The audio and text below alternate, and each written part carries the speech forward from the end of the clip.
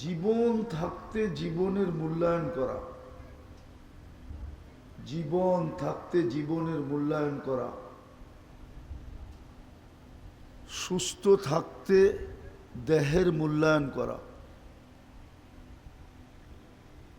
দেহটাও আমাদের বড় মূল্যবান। ঠিক এরকম আল্লাহ যতটুকু দিছে সয় সম্পত্তি, 1 টাকার মালিক হোক, 1 টাকা পকেটে থাকাকালীন 1 টাকার মূল্যায়ন করা, যেটাকে সম্পদ বলে, ধন সম্পদ মূল্যায়ন করা। মূল্যায়ন করলেই কিন্তু মূল্য পাবো, নাইলে মূল্য পাবো না। আল্লাহ কিন্তু এই মানুষকে মূল্য দিতে চায়। দুনিয়ার মানুষ মূল্য দিলে আর কতক্ষণ দেয়? কেননা সারা দুনিয়ার লেনদেনই হলো কাগজ দিয়া। কি দিয়া? সারা দুনিয়ার কারেন্সি কাগজের তৈরি। দুনিয়ার সমস্ত জায়গার লেনদেন হলো কাগজ। আল্লাহর লেনদেন কিন্তু কাগজ দিয়া না। আমি একটু ঘুরায় গাড়ায় আপনাদেরকে নিয়ে যাইতে চাইতেছি। আল্লাহর লেনদেন কিন্তু কাগজ দিয়া না। মূল্যায়ন করলে মূল্য পাব। আল্লাহ মূল্যায়ন করবে। যেই 3 জিনিসের মূল্যায়ন করে সেই বুদ্ধিমান। হাদিস এটাই বলে, আল কাইয়িসু মান দানা নাফসা। বুদ্ধিমানের পরিচয় হাদিস দিছে। কে বুদ্ধিমান? কোন যুবক বুদ্ধিমান, কোন নারী বুদ্ধিমান, কোন নারী বুদ্ধিমতী, কোন পুরুষ বুদ্ধিমান, এটার সংজ্ঞা হাদিসে আছে, কোরআনে আছে। তো যেটা বুঝাইতেছিলাম, মূল্যায়ন করলে কিন্তু মূল্য পাব, আর মূল্যায়ন না করলে মূল্য পাব না। জীবনটা কেটে যাবে, ধরে রাখার কোনো সুযোগ নাই। পাওয়ার ব্যাংকে ভরার কোনো সুযোগ নাই যে আমি পাওয়ার ব্যাংকে ভরা রাখবো, কোনো সুযোগ নাই। মূল্যায়ন করলো যেই গতিতে কাটবে, মূল্যায়ন না করলেও ওই গতিতেই কাটবে। গতির কোনো পরিবর্তন হবে না। জীবনের গতির কোনো পরিবর্তন হবে না। যে মূল্যায়ন করবে তারটাও যেই গতিতে কাটবে, যে মূল্যায়ন করবে না তারটাও ওই গতিতেই কাটবে।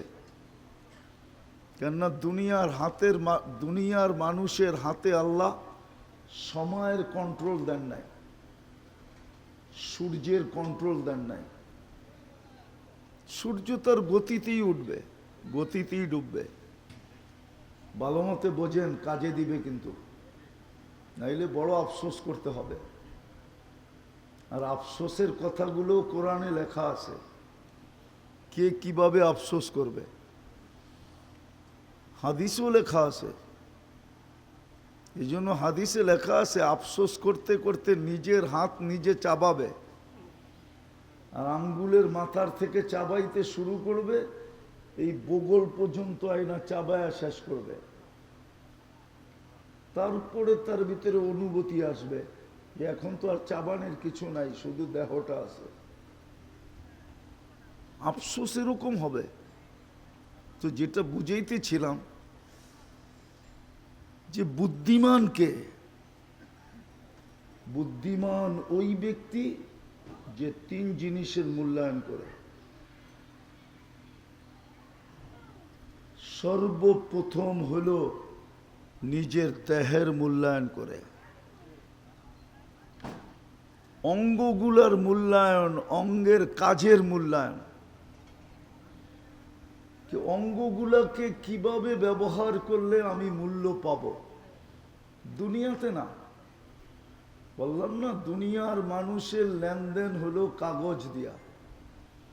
বিদায় দুনিয়ার মানুষের মূল্যায়ন আমার উদ্দেশ্য না। আমার উদ্দেশ্য হলো আল্লাহর কাছে মূল্যায়ন। যিনি আমাদেরকে সৃষ্টির সেরা হিসাবে অস্তিত্ব দিয়েছেন, যিনি আমাদেরকে কুদরতি হাত দিয়ে তৈরি করছেন, যিনি আমাদেরকে সৃষ্টির ভিতরে সবচেয়ে সৌন্দর্য দিয়েছেন, যিনি আমাদেরকে সৃষ্টির ভিতরে সবচেয়ে সুন্দর গঠন দিয়েছেন, যিনি আমাদেরকে সৃষ্টির ভিতরে সবচেয়ে সুন্দর গঠন দিয়েছেন, যিনি আমাদেরকে এই দুনিয়ার আধিপত্য আমাদের হাতে উঠায় দিয়েছেন। শুধু দুনিয়া দেন না আমাদেরকে, যিনি আমাদেরকে দুনিয়াও দিছেন, আখেরাতও দিছেন। কোন সৃষ্টিকে আল্লাহ দুনিয়াও দেন নাই, আখেরাতও দেন নাই। যদিও আবেদন ছিল, অনুরোধ ছিল, ফেরেশতাদের আবেদন কিতাবে পাওয়া যায়, অনুরোধ পাওয়া যায় যে ফাজা আল্লাহুমুদ দুনিয়া, মানুষকে দুনিয়া দিয়া দেন, অজাল্লানাল আখেরা, আমাদেরকে আখেরাত দিয়া দেন। এদের যুক্তিও ছিল, কোরআন ওই যুক্তি বর্ণনা দিছে। আতাজালু ফিহা মান ইউফসিদু ফিহা ওয়া ইয়াসফিকুদ দিমা, কেন বানাবেন? জমিনে যাবে, ফিতনা ফাসাদ করবে, জমিনকে রক্তে রঞ্জিত করবে, আপোষে কাটাকাটি, মারামারি, হিংসা বিদ্বেষ সব কিছু করবে এরা। বিদায় এদেরকে দুনিয়া দিয়া দেন। আমরা কখনো নাফরমানি করি নাই, কখনো করব না। আর সত্য এটাই, কোরআন এটাই বলে, লা ইয়াসুনা মা আমারাহুমুল্লাহ, আল্লাহ যা হুকুম দেন এটা নাফরমানি ফেরেশতার করার ক্ষমতা রাখে না। বিদায় ফেরেশতাদের অনুরোধ ছিল আমাদেরকে আখেরাত দিয়া দেন, কিন্তু আল্লাহরও যুক্তি ছিল। আল্লাহ যুক্তি দিছে, উফাদ্দিলুকুম আলা মান খালাকতু বিয়াদিয়া, আমি যাদেরকে দস্তে কুদরত দিয়ে তৈরি করলাম তাদের উপরে আমি তোমাদেরকে শ্রেষ্ঠত্ব দিব। ওয়াকাদ খালাকতুকুম বিআমরি, আমি তো তোমাদেরকে হুকুম দিয়ে তৈরি করলাম, মানুষকে তো আমি কুদরতি হাত দিয়ে তৈরি করলাম, মানুষদের উপরে তোমাদেরকে শ্রেষ্ঠত্ব দেই কি কইরা? তো ফেরেশতাদের আবার অনুরোধ ছিল, তো আপনার সিদ্ধান্ত কি? কেননা আল্লাহর সিদ্ধান্তই সিদ্ধান্ত। কোরআনও বলে কওলুহুল ফাসল, আল্লাহর সিদ্ধান্তই সিদ্ধান্ত। তো আল্লাহ সিদ্ধান্ত দিছে জাআলতু লাহুমুদ দুনিয়া ওয়াল আখিরা, আমি মানুষকে দুনিয়াও দিলাম, আখিরাতও দিলাম। ফেরেশতাদের আবার অনুরোধ ছিল, তাইলে আমরা কোন কাজে ব্যবহার হব? তা আল্লাহ অতি উত্তরে বলছিলেন, আনতুম তাবউন লাহুম, তোমরা মানুষের অধীন, তাখদিমুনাহুম, তোমরা মানুষের সেবা করবে, সেবা। বিদা আমার বুঝানোর উদ্দেশ্য হলো আল্লাহর কাছে দামি হওয়া, আল্লাহর সাথে লেনদেন হওয়া। দুনিয়ার লেনদেন তো দেখতেছি কাগজ ছাড়া আর কিচ্ছু নাই, শুধু কাগজ, ঠিক না? না, কাগজ ছাড়া কিছু আছে? দুনিয়ার সমস্ত লেনদেন, সোনা বেচতে গেলেও কাগজ দেয়, দিলাম সোনা, দিল কাগজ। কিনতে গেলেও কি দিলাম কাগজ, আমাকে দিল সোনা। অথচ সোনা কোথায়, কাগজ কোথায়? একটু ভাবেন, সোনা কোথায়, কাগজ কোথায়, ঠিক না? ছাপা উঠা গেলেই তো অচল, ঠিক না? ছাপ বোঝেন? ছাপ, টাকার উপরে ছাপ থাকে না, ছাপটা উঠা গেলেই তো কি উঠা গেলি। অথচ সোনা তো সোনাই, ঠিক না? আমার এটা বোঝানোর উদ্দেশ্য না, আমার উদ্দেশ্য হলো আল্লাহর কাছে। এই জন্যই হাদিসে আসছে বুদ্ধিমান কে, কোন নারী বুদ্ধিমান, কোন যুবক বুদ্ধিমান, কোন পুরুষ বুদ্ধিমান, কোন ব্যক্তি বুদ্ধিমান, যে তিন জিনিসের মূল্যায়ন করলো, নাইলে একদিন মূল্য থাকতে মূল্যায়ন করলো। আজকে মূল্য আছে, যদি মূল্যায়ন হয়, আমি যদি মূল্যায়ন করি তো আজকে মূল্য আছে, আর না হইলে ওই আল্লাহওয়ালার কথা সত্য হবে। দেখি আপনাদের দিলে লাগে কিনা। ওই আল্লাহওয়ালার কথা সত্য হবে যে কবরস্থানে বসে কাঁদতেছিল, আর যুবক যে জিজ্ঞাসা করতেছিল, বাবা তুই কবরস্থানে কাঁদিস কেন, তোর কি কেউ মারা গেছে? বলছে না। বলছে তাইলে কবরস্থানে কাঁদিস কেন, তোর কান্না দেখবে কে? আর যদি কোনো প্রয়োজনই হয় তো তোর প্রয়োজন মিটাবে কে? তো কবরস্থান ছোট না, বিশাল কবরস্থান, হাজারো লক্ষ লোকের দাফন এখানে। তোর প্রয়োজন কে মিটাবে? চল আমার সাথে লোকালয়ে, ওইখানে কাঁদলে মানুষও দেখবে, আর তোর প্রয়োজনও হয়তো কেউ মিটাবে, কোনো সদয়বান ব্যক্তি পাওয়া যাবে। তা আল্লাহওয়ালা কাঁদতে কাঁদতে বলতেছিল, যুবক যদি আমি তোমাকে বুঝাই তো তুমি বুঝবে ভালো মতে? হতে পারে এই শব্দই আপনার দিলে, এই কথাটুকুই আপনার দিলে লাগবে, আর হতে পারে এটার দ্বারাই জীবন চেঞ্জ হতে পারে।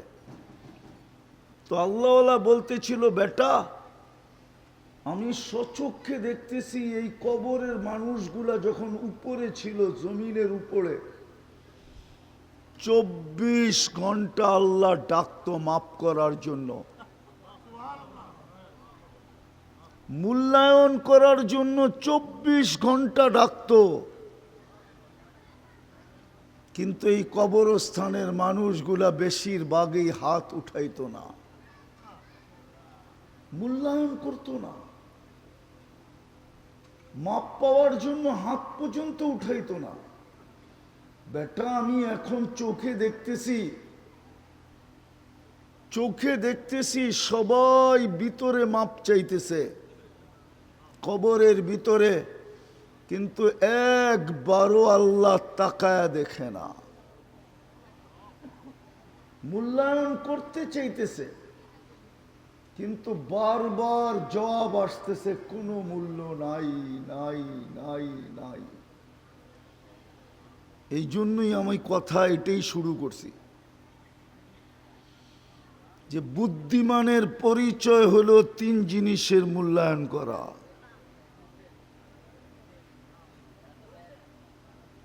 তিন জিনিসের যদি মূল্যায়ন করলাম তা আল্লাহ মূল্যায়ন করবেন আমাদেরকে, আল্লাহ মূল্য দিবে। আল্লাহর মূল্য কি এটাও আল্লাহ ঘোষণা দিছে, আমার মূল্য হলো জান্নাত।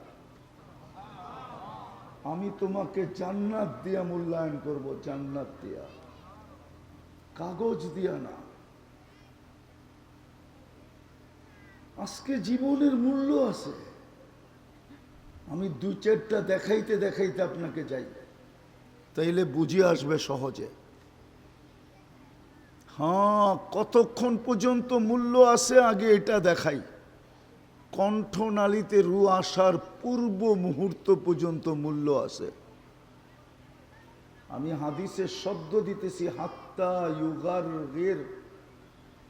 হাদিসের শব্দ হলো কণ্ঠনালীতে রু আসার পূর্ব মুহূর্ত পর্যন্ত। শুধু মূল্য না, অপেক্ষমান মূল্য।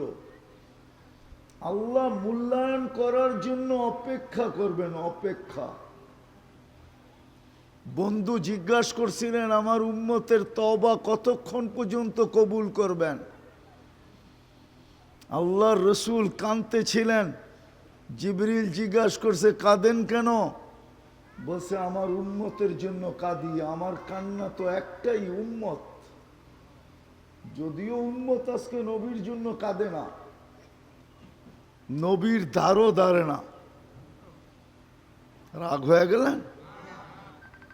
যদি নবীর ধার ধারতো তাইলে যেই মানুষটাকে আল্লাহ বাছাই করে উম্মতে মোহাম্মদী বানাইলো, বাছাই বোঝেন কি? বাজারে যায়া 1000টা দেখা একটা কিনা, দেখছে কয়টা? 1000টা দেখছে, কিনছে কয়টা? নিজের পছন্দ মতো একটা কিনছে, ঠিক না? কিনা বাড়িতেই না কি বলতেছে, 1000টা দেখা পছন্দেরটা কিনা নিয়ে আসছি। এটার নাম হলো বাছাই। রাগ হয়েন না, পায়ে হাত রাখি। যে উম্মতকে এরকম বাছাই করে উম্মতে মোহাম্মদী বানাইলো, ও দাড়ি কাটে কি করে, ছাটে কি করে? দুটা শব্দ বললাম, ছাটে কি করে আর কি না? মনে হয় রাগ হয়ে গেলেন, ঠিক না? ও দাড়ি ছাটে কি করে, কাটে কি করে? ছাটে কি করে, কাটে কি করে? ওর তো দাড়ি ছাঁটাও উচিত না, কাটাও উচিত না। ও কি করে দাড়ি ছাটে, কি করে দাড়ি কাটে? মোহাম্মদুর রসুল্লাহ তো কাটতেও বলেন না, ছাড়তেও বলেন না। ছাটে কি করে দাড়ি? যেই দাড়ির উপরে মূল্যায়ন করবেন, এতটুকু মূল্যায়ন। জমানার মুহাদ্দিস মারা গেছেন, মুহাদ্দিস, হাদিস বিশারদ, সবচেয়ে বড় জমানা। মারা যাওয়ার পরে বন্ধুরা স্বপ্নে দেখার পরে জিজ্ঞাসা করছে কি ব্যবহার হলো, তো হাসতে হাসতে বলতেছিল দাড়ি দেখায়া জান্নাতে চলে গেছি। তো জিজ্ঞাসা করছে দাড়ি দেখায়া মানি?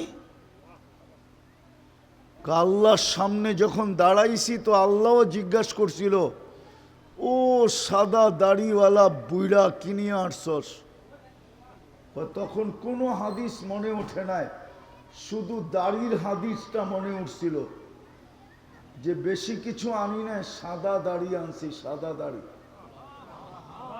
তা আল্লাহ আরো রাগ হয়ে গেছে, শুধু সাদা দাড়ি, 80 বছর বয়স, শুধু সাদা দাড়ি। তো বলে তখন জোর দিয়া বলছিলাম আল্লাহকে যে আপনি কি ভুল বলছিলেন জিবরিলকে? জিবরিল কি ভুল বলছিল আমাদের নবীজিকে? আমাদের নবীজি কি ভুল বলছে সাহাবাদেরকে? সাহাবারা কি ভুল বলছে আমাদেরকে? হাদিসে কুদসি না বলল আপনার বাণী, ইন্নাল্লাহা লা ইয়াস্তাহি জি শাইবাতিন শাইয়াবা ফিল ইসলাম। যে মুসলমান অবস্থায় একটা দাড়ি পাকায় দিছে, একটাও, তার পাকা দাড়ি দেখলে আল্লাহ লজ্জা পায়, শাস্তি দেন না। হাদিস শুনানোর পরে আল্লাহ হাসি দিয়া বলছে সবাই সত্য বলছে, আমিও সত্য বলছি, তোকে মাফ করে দিলাম, যা। বলেন যেই উম্মতকে আল্লাহ বাছাই করে উম্মতে মুহাম্মদী বানাইলো, যেই উম্মতকে আল্লাহ শ্রেষ্ঠত্বের মুকুট পড়াইল, কুনতুম খায়রা উম্মাহ, যেই উম্মতের জন্য এক রাত্র 83 বছর বানায় দিল। কয় রাত্র? কয় রাত্র চিনেন তো? যে উম্মত এক ওয়াক্ত নামাজ বাজামাত করলে 270 ওয়াক্তের সওয়াব পায়, 5 ওয়াক্ত পড়লে 1350 ওয়াক্তের সওয়াব।